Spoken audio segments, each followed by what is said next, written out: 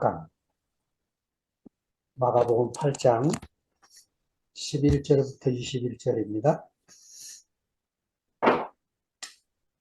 바리새인들이 나와 예수께 신란하며 그를 시험하여 하늘로서 오는 표적을 구하거늘 예수께서 마음속에 깊이 탄식하시며 가라사대 어찌하여 이 세대가 표적을 구하느냐.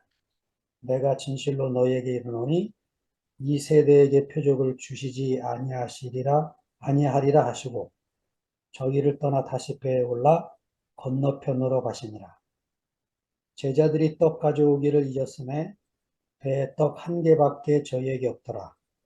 예수께서 경계하여 가라사대 삼가 바리새인들의 누룩과 헤롯의 누룩을 주의하라 하신대 제자들이 서로 의논하기를 이는 우리에게 떡이 없음이로다 하거늘 예수께서 아시고 이르시되 너희가 어찌 떡이 없음으로 의논하느냐. 아직도 알지 못하며 깨닫지 못하느냐. 너희 마음이 둔하냐. 너희가 눈이 있어도 보지 못하며 귀가 있어도 듣지 못하느냐. 또 기억지 못하느냐.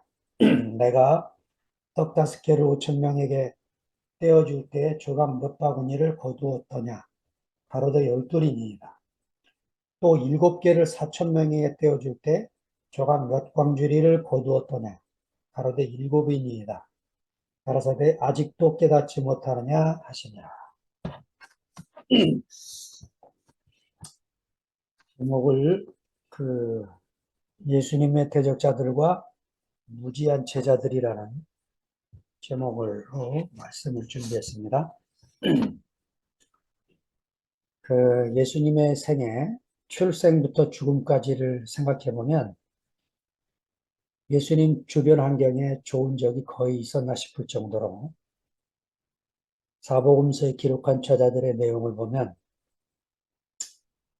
야, 사람이 태어나서 어떻게 저렇게 살 수 있을까 할 정도의 인생 기록이 실려 있죠. 오늘 본문에 보니까 갑자기 바리새인들이 어디서 튀어나와 갖고 예수를 시험하는지 질문이 생기죠. 이 사람들은 이미 칠병이어를 본 사람들 아니겠습니까? 칠병이어 말씀이 10절까지 기록되어 있다가 11절에 갑자기 바리새인들이 나와서 예수께 힐난하여 그를 시험하여 하늘로서 오는 표적을 구하거늘 이렇게 기록을 하고 있습니다. 야, 여기서 뭐 나와서 힐난하며 시험하여 이 험악한 동사들을 보니까 사탄이 예수님을 시험했던 광야에서 굶주린 예수님을 시험하던 마귀를 생각나게 하는 말씀이죠. 이 사람들이 예수님께 와서 표적 구하기를 원하는데 내용이 하늘로서 오는 표적을 구한다. 하늘로서 오는 표적. 자, 이거를 회당에서 마가의 청중들이 들었을 때 기가 막혔을 거예요. 예수님이 지금까지 행하신 모든 이적, 그런데 하늘로부터 온 거 아니겠습니까? 아, 그런데 그들이 지금 모르는 게 하나 있는데 예수님 자체가, 예수님 자신이 하늘로부터 온 표적인 것이 보이지 않았던 거죠. 네. 3 곱하기 4의 세계, 12광주리를 남겼죠. 3 더하기 4의 세계, 7광주리를 남겼죠. 하나님과 사람이 연합되신 분, 이분이 예수님인데 이 예수님 자신이 하늘로부터 온 분임이 보이지 않으니까 이런 이상한 질문을 하고 있는 거죠. 네.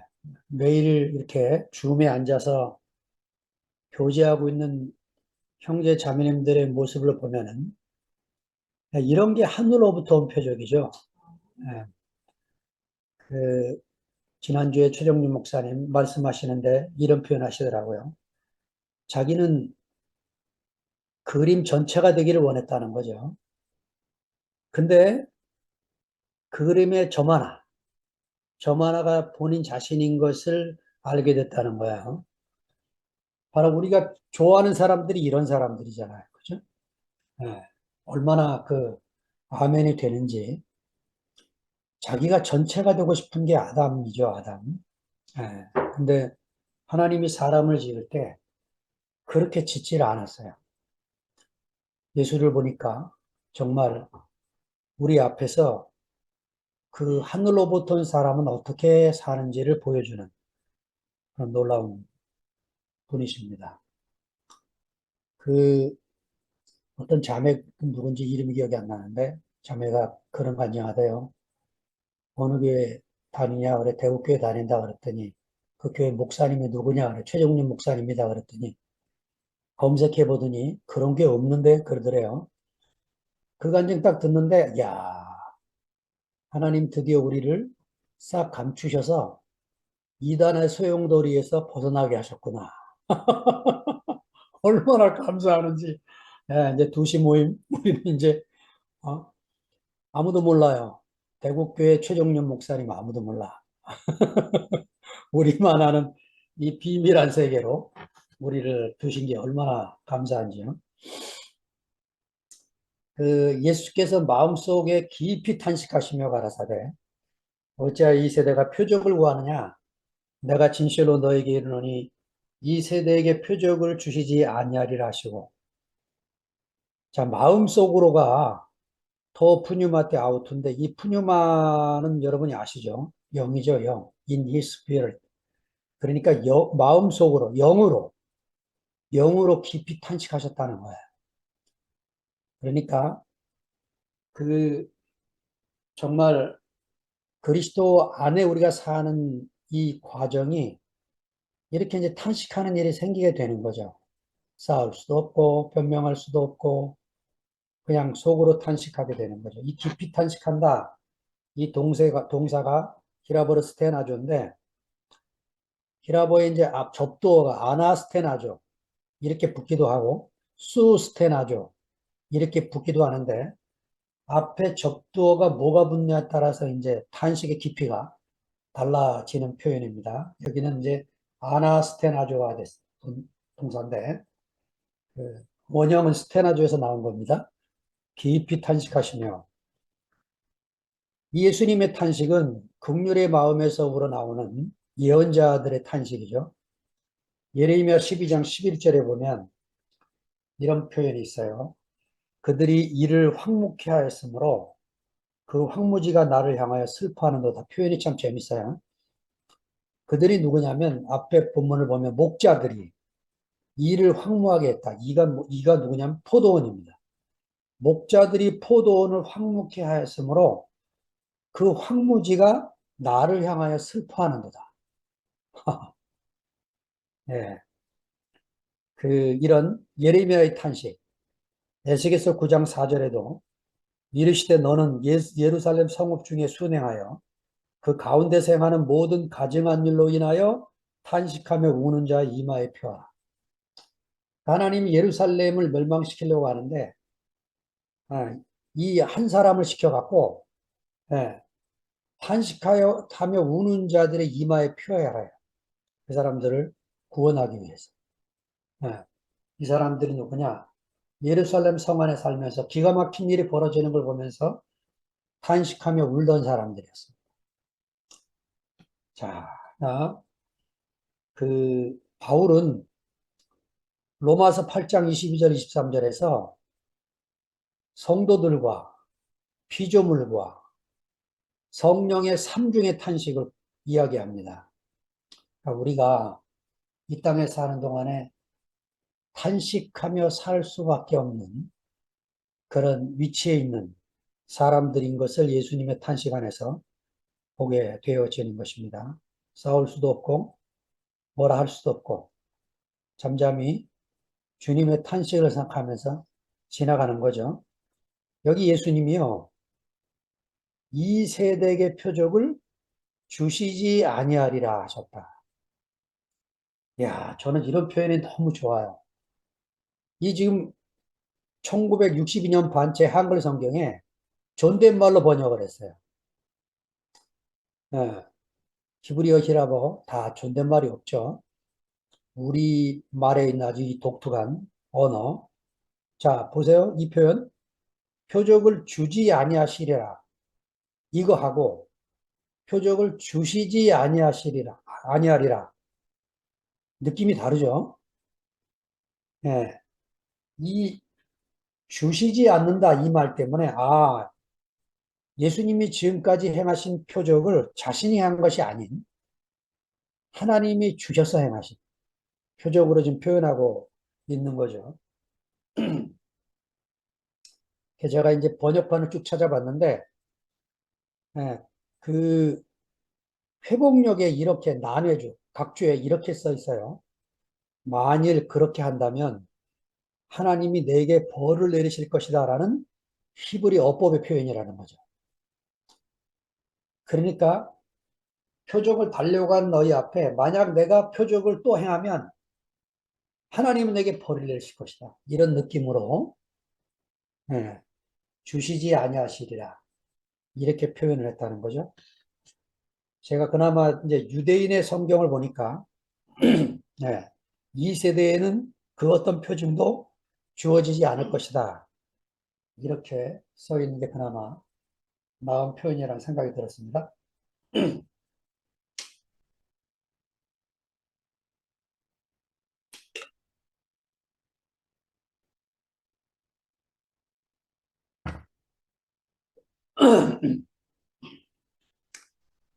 그런데 이제 이 부분을 마태가 옮겨 적으면서 이렇게 표현해요.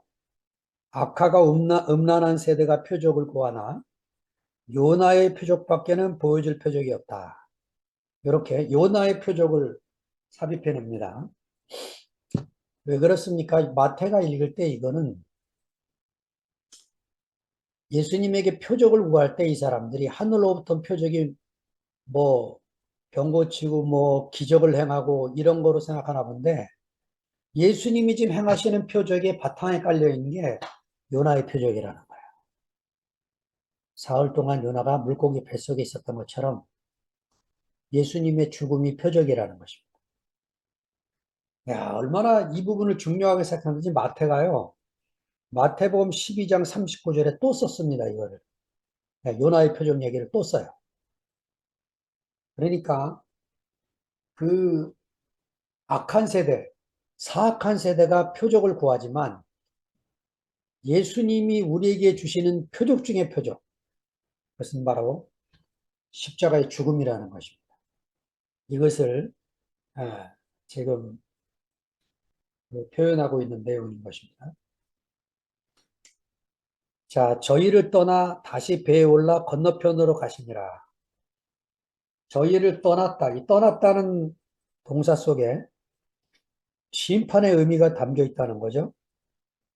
사도행전 19장 9절에 보면 바울이 그들을 떠나 제자들을 따로 세우고 두란노 서원에서 날마다 강론했다. 자기에게 반박하는 사람들을 떠났다. 이거 심판을 의미한다는 거죠. 자, 건너편으로 배를 타고 저편으로 이게 다 마가가 쓰는 깨달음의 세계로 이끄는 장치입니다. 그러니까 마가복음 4장 35절에 이렇게 써 있죠. 우리가 저편으로 건너가자 하고는 제자들을 데리고 배를 타고 폭풍 속으로 들어가죠. 이렇게 이제 마가의 표현을 유심히 봐야 되는 부분이 이런 거죠. 배를 타고 어디로 갔다, 뭐 건너편으로 가자 이런 표현을 마가복음 안에서 아주 유심히 봐야 되는 내용입니다. 제자들이 떡 가져오기를 잊었음에 배에 떡 한 개밖에 저에게 없더라. 14절 말씀입니다. 제자들이 떡 가져오기를 잊었다. 잊을 수 있죠. 근데 예수님이 던진 말씀 한마디에 제자들이 이제 갑자기 정신이 번쩍 들게 된 거죠. 그 한마디. 삼가 바리새인들의 누룩과 헤롯의 누룩을 주의하라. 그랬더니 떡 가져오지 않았네. 이런 생각이 들게 된 거죠. 자, 근데 이 표현이 좀 신경 쓰이지 않아요? 떡 한 개밖에 없다. 아니, 12광주리가 모았잖아요. 12광주리를. 어떤 제자 하나가 먹을 거 챙기려면 배에 12명 타고 예수님까지 타면 13명이 타는데 떡을 챙기려면 한강준이 챙기지 않겠어요? 근데 한 개만 챙겼다.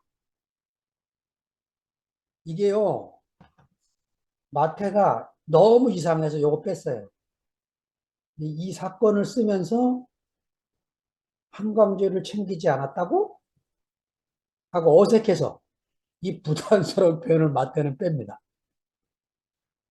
그래서 이제 우리가 말씀을 곱씹고 곱씹고 해야 되는 거죠. 자, 저도 이제 곱씹고 나보니까, 마가가 요 떡 한 개가 예수 자신임을 표현하려고 하는 거다. 야, 이게 놀라운 겁니다. 마가가 이렇게 써서 우리에게 새로운 눈을 열어주고, 제자들은 이 유일한 생명의 떡을 모르고 있는 거예요, 지금. 제자들이. 예.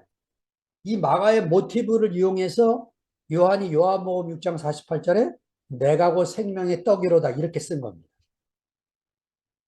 야, 그러니까 제가요, 마가복음을 지금까지 읽어오면서 마태뿐만 아니고 누가뿐만 아니고 요한도 마가를 읽으면서 되씹고 되씹다가 뭐 요한복음 6장에 이 얘기를 썼구나 하는 거를 예, 알게 된 거죠. 참 놀라워요. 성령께서 한 시대에 한꺼번에 복음서를 의논해서 같이 쓰게 하신 게 아니고 쫓겨다니는 마가가 늘 여행하면서 수집한 자료를 갖고 복음서를 제일 먼저 쓰게 하고 한 10년쯤 지나서 마태가 유태인을 위해서 복음서를 쓰려고 생각을 하다 보니까 이 마가의 복음서가 절대적으로 규중해서 거의 95% 이상이 마태복음 안에 다 담깁니다. 지난번에 말씀드린 것처럼 7장 31절부터 37절은 싹 빼고 부담스러운 이런 것들 빼고 예, 누가는 한 60% 가까이 마가복음 인용을 해요. 사실은 복음서 기자들 전부가 다 이 마가복음을 대본으로 해서 쓰고 있는 것을 보게 됩니다. 예수께서 경계하여 가라사대 삼가 바리새인들의 누룩과 헤롯의 누룩을 주의하라 하신대. 경계하여 디아스텔로 히라본데 이 경계한다는 말이 신약에 총 8번이 나오는데 마가복음에만 5번이 나와요. 이 다른 복음서들은 이 경계 이런 말 안 씁니다. 마가복음만 5장 43절에 보면 야이로의 딸 죽은 소녀를 침상에서 일으키신 다음에 아무에게도 이 말을 말하지 말라고 경계하셨다. 7장 36절에는 경계하란 말이 2번이나 나와요. 귀먹고 어눌한 자를 고쳐주시면서 저희에게 경계하여 가서 아무에게도 말하지 말라 하셨지만 경계하실수록 저희가 더욱 널리 전파했다. 경계한다는 말이 2번이나 나옵니다. 요 구절에서.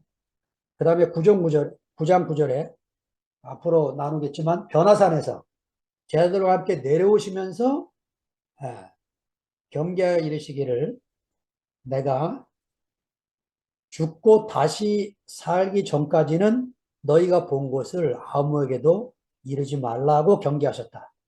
이렇게 나옵니다. 이것 때문에 그 브레드가 메시아의 비밀이라고 하는 얘기를 했는데 예수님이 살아있을 때 자기를 메시아로 생각한 적이 없다는 거예요. 그리고 교회 공동체가 예수를 메시아로 받아들인 것뿐이었다. 이렇게 설명을 하는데 여러분 우리가 읽어가면 그게 아니잖아요. 예수님이 이렇게 주의를 주고 경계를 시키고 제한을 두는 이유가 뭐냐? 그들이 생각하는 메시아하고 예수님이 좀 다른 거예요. 그들이 생각하는 메시아는 조금 뒤에 이제 나오겠지만 이런 정치적인 메시아, 이런 메시아를 꿈꾸고 있는데 주님이 오신 것은 지금 그걸 하려고 오신 게 아닐 거거든요. 다른 메시아. 이사야 53장에 나오는 메시아. 지금도 유태인들이요, 이사야서 읽는데 53장은 뺀답니다. 그냥 이사야 53장에 있는 그런 메시아로 오시니까 아무도 환영하는 사람이 없는 거죠.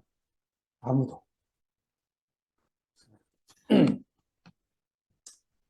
자, 바리새인들의 누룩과 헤롯의 누룩을 주의하라 그러는데 바리새인들의 누룩이 뭐겠습니까? 종교적 메시아의 통치 아래서 하나님의 나라가 되는 거죠.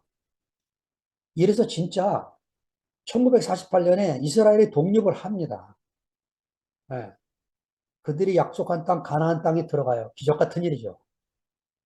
어떻게 잃어버린 땅에, 잃어버린 조국의 이름으로 다시 들어갑니까? 그런 나라가 없잖아요. 망했던 나라가 다시 그 이름으로 나타나는 건 없죠. 우리나라도 조선 땅이 대한민국이 된 거죠. 그런데 지금의 이스라엘을 보세요. 예, 이렇게 하나님의 나라가 되질 않죠. 예, 이런 바리새인들이 원하는 이런 나라 갖고는 헤롯의 누룩은 헤롯 안티파스의 정치적인 야망이 있습니다. 헤롯 대왕이 죽으면서 아들들에게 땅을 분배했는데 제일 맞이가 헤롯 아켈라오고 지금 본문에 나오는 헤롯이 헤롯 안티파스입니다. 헤롯 아켈라오는 유대 지역을 다스리게 했고 헤롯 안티파스는 갈릴리 베레아를 다스리게 했어요.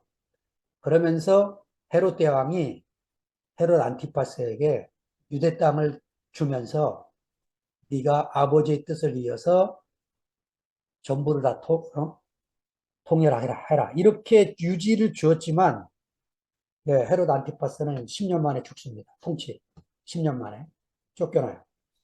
근데 아켈레오는 얼마나 이 야망이 큰 사람인지 자기 형의 자리를 안티파스가 자리 형 아켈라오의 자리를 빼앗기 위해서 노심초사하고 황제의 인정을 받기 위해서 형이 도착한 다음날 도착했다나 그래가지고 이제 둘이서 황제 앞에서 이제 내가 우리 아버지의 뜻을 이어받은 사람입니다 하고 이제 경쟁하는 사건이 있었대요.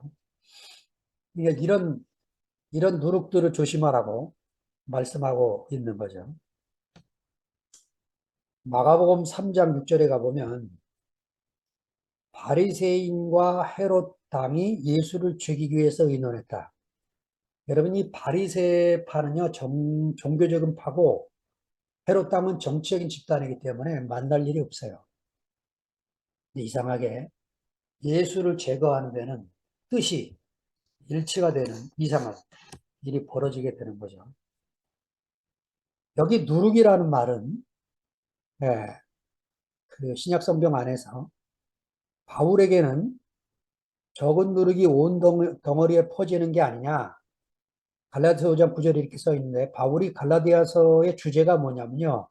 율법의 문제를 해결하는 겁니다. 그러니까 이 갈라디아서를 보내면서 이 누룩이 율법이라는 거예요. 율법을 지키고 율법의 행위로 의롭다함을 얻으려고 하는 이게 누룩이라는 거죠. 누룩. 보기에 뭐 예수도 믿고 율법도 지키고 얼마나 좋은 거냐 이거죠. 근데 이게 누룩이라는 거예요. 예, 마태복음은 바리새인과 사두개인들의 가르침이 누룩이다. 이렇게 쓰고 그 다음에 누가복음은 그들의 외식에 주의하라. 위선. 이게 누룩이라는 거죠. 아무튼 십자가를 피하게 하려는 모든 것. 이게 누룩입니다. 예수의 죽음이 우리 모두의 죽음인 것을 인식하지 못하게 하는 것. 이게 바로 누룩인 거죠. 제자들이 서로 의논하기를 이는 우리에게 떡이 없음이로다 하거늘 16절에 자, 제자들은 그런 생각을 한 거죠. 아, 떡을 가져오지 못한 것을 예수님이 지적하시는구나. 이 생각을 한 거예요. 그런데 사실은 제자들의 상태는 두 번의 급식, 유대 땅에서 오병리의 기적으로 5천 명을 먹이고 12광주를 남겼고 이방 땅에서 일곱 떡으로 4천 명을 먹이고 일곱 광주를 남긴 이 두 번의 이적을 통해서 그들도 먹었지만 떡을 먹었지 예수님 자신을 먹지 못한 거예요. 네. 제자들은 영생의 떡이신 예수를 먹고 예수 안에서 또 다른 생명의 떡으로 준비되어야 했습니다. 네. 왜 예수라는 이 생명의 떡을 먹어야 됩니까? 저는요, 예수의 생명을 먹지 않으면 우리가 자유함을 얻을 수가 없어요. 자유함. 진리를 알지니 진리가 너희를 자유케 하리라. 생명이 우리에게 와야 자유가 되는 거죠. 자유 중에 제일 중요하고 큰 자유가 뭐겠어요? 나로부터의 자유. 예. 하나님이 나로부터 해방이 돼야 내가 자유를 누리지. 그 나로부터 자유가 제일 어려운 숙제인 것 같아요. 제가 살아보니까. 뭐 다른 사람 문제가 아니고 제 문제입니다. 제 문제. 이 노릇. 자, 그 지난 2월 달에 이제 무창포에서 봄에 1박 2일 수련회를 했는데 그때 뒤늦게 영민 형제가 참여했어요. 홍영민이 와서 이제 자기 속에 있는 마음의 부담을 내놨는데 그 결혼 생활하면서 제일 힘든 게 이제 교회 생활이 안 돼갖고 너무 힘들다고 지금 뭐 자기가 참다가 이제 꼭대기까지 올라온 거예요. 그걸 내놨는데 신기하죠?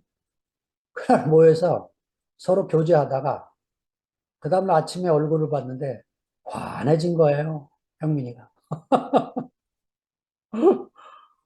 이런 게 누룩이죠. 나도 모르게 있는 누룩이 있어요. 어? 그, 내가 주님을 쫓아가는데 방해하는 것. 여러분, 내가 십자가를 쫓아가는데 방해하는 게 누가 있겠습니까? 내가 방해하지. 아무도 십자가로 가는 사람을 방해하는 사람이 누가 있겠어요? 어, 내가 문제죠. 내가. 아주 신기했습니다. 예, 정말 형제자매들의 교통의 모임은 너무너무 소중한 거를 그날 다시 보게 됐습니다. 17절 예수께서 아시고 이르시되 너희가 어찌 떡이 없음으로 의논하느냐 아직도 알지 못하며 깨닫지 못하느냐 너희 마음이 둔하냐 여기요 너희 마음이 둔하냐 이 둔하냐는 단어가 어근이 포로인데 이 문장에서는 페퍼로메네라고 쓰였어요. 6장 55절도 페퍼로메네 이는 저희가 그 떡 되시던 일을 깨닫지 못하고 도리어 그 마음이 둔하여졌더라. 페퍼로메네를 썼는데 3장 5절에 가면 포로시스라는 명사를 씁니다. 어근은 다 포로라는 게 어근이에요. 이게 원래 의학 용어랍니다. 의학 용어.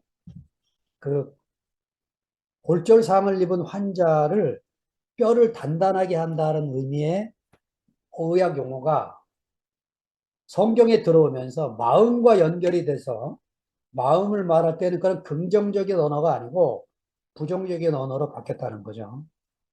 그래서 이 단단하게 한다 이게 마음이 돌처럼 굳었다 이 소리라는 거죠. 네. 복음서에서 이 단어를 마가만 사용하고 있습니다. 그러니까 이제 이런 거죠.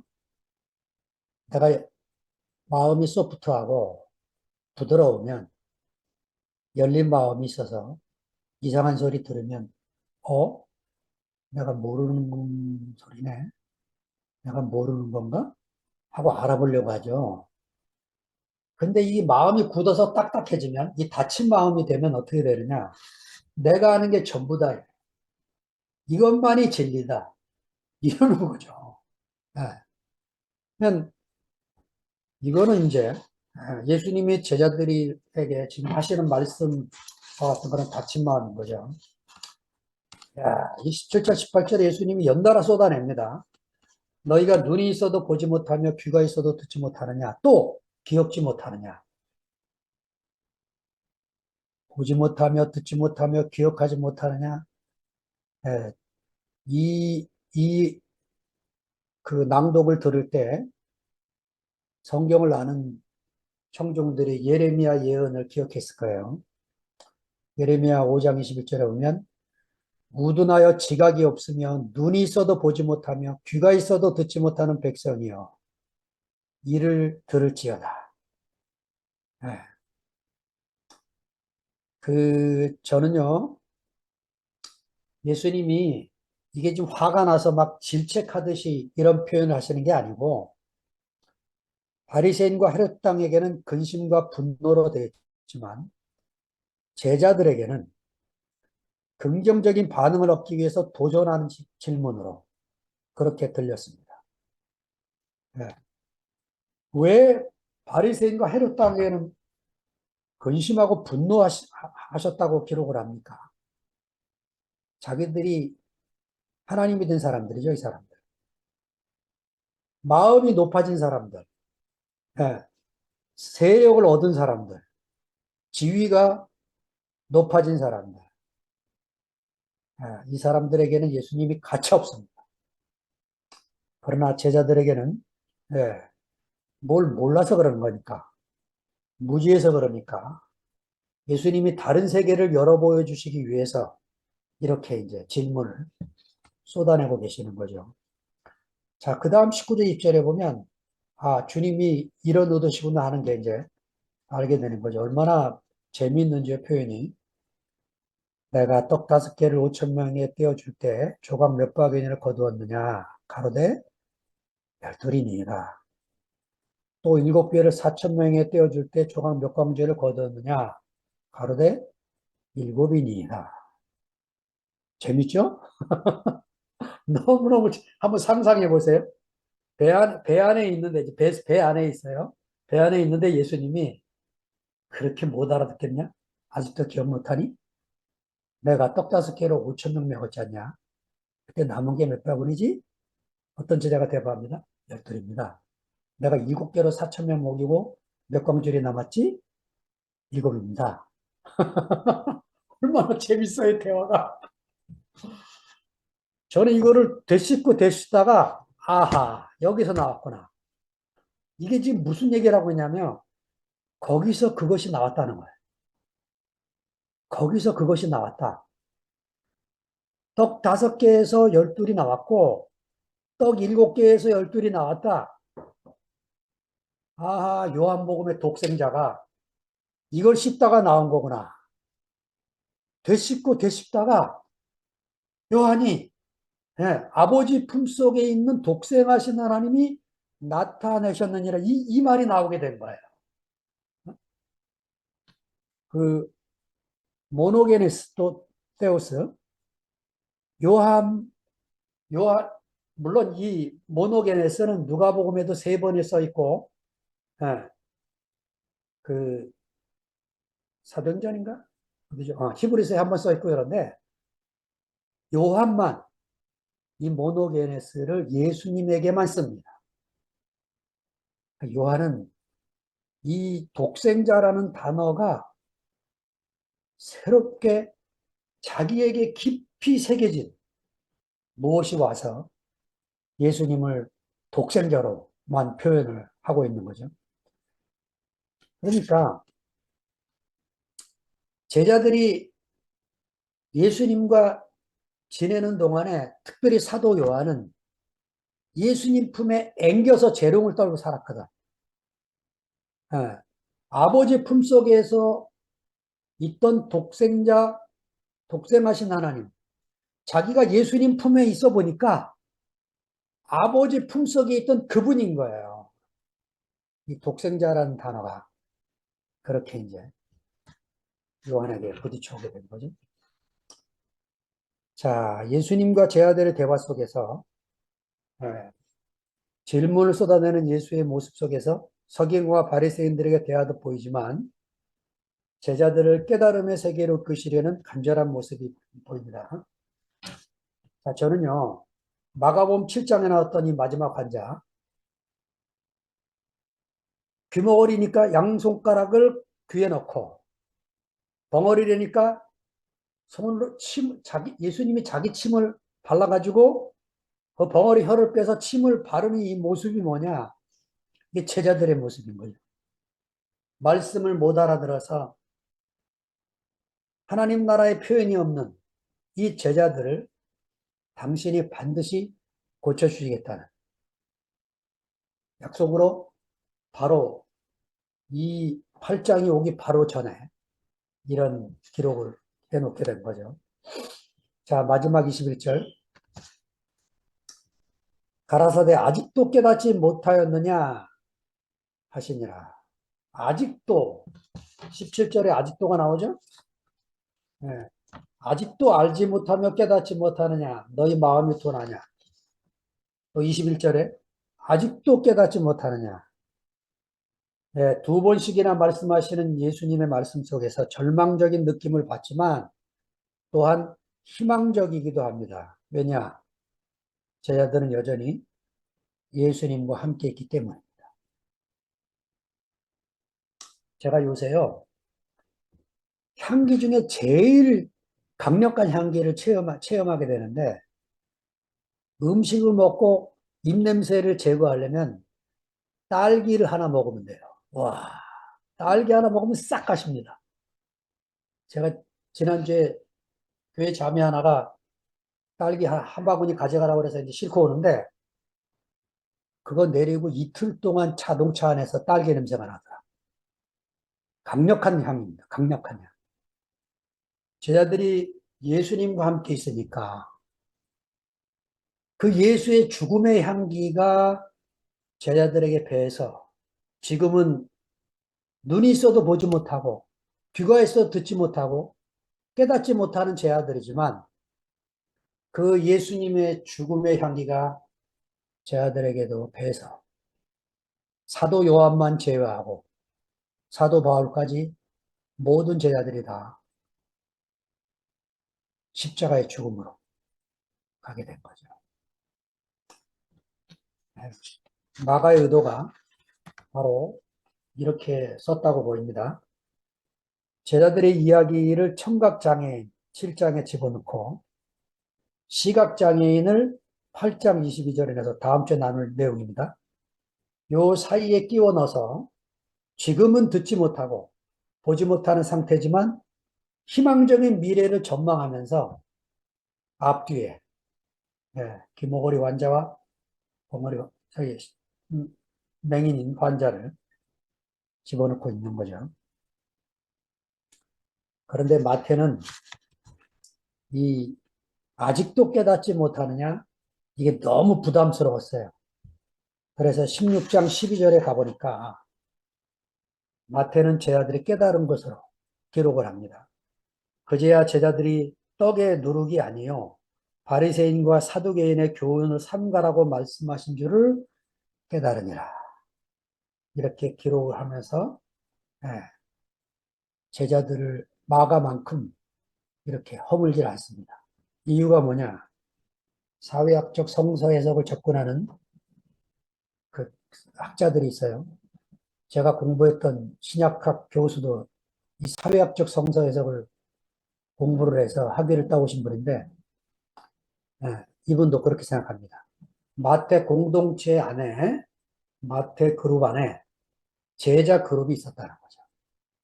그러니까 제자 그룹이 있기 때문에 그들이 실제적으로 변화되어 있는 모습으로 살고 있기 때문에 마가처럼 이렇게 완전히 망가뜨리지 못하고 그래도 깨달은 제자들을 기록을 하고 있다. 이렇게 쓰고 있습니다.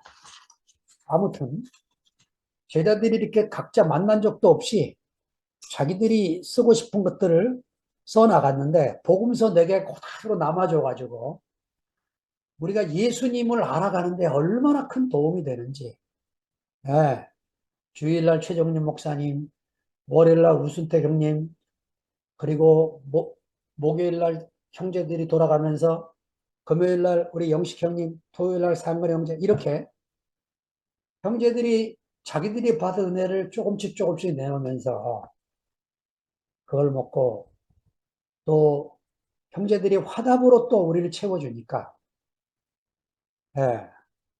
우리가 사고보험서를 읽듯이 이렇게 화답하는 형제들 가운데서 주님의 어떠하심을 조금씩 조금씩 먹고 맛보고 그래도 우리도 똑같이 예수와 가신 길, 그 십자가의 길을 가게 되는 줄로 믿습니다. 주님을 찬양합니다. 아멘. 아멘. 아이고, 우리 오늘은 개인전에서 내가 말